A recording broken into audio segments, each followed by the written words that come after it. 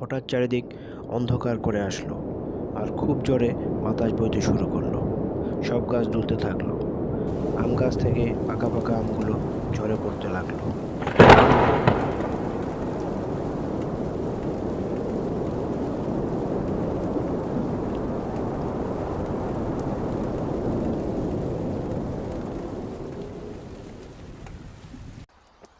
আম গাছ ঝড়ের বেগ সহ্য করতে না পেরে উপড়ে পড়ে গেল। তার সকল অহংকার চূর্ণ হলো। অন্যদিকে কলা গাছ আকারে ছোট হওয়ার কারণে রয়ে গেল। ঝড় তার কোনো ক্ষতিই করতে পারল না। এই কারণে নিজেকে নিয়ে বেশি অহংকার করা ভালো নয়। আম গাছ অহংকার করেছিল, সে তার ফল পেয়েছে।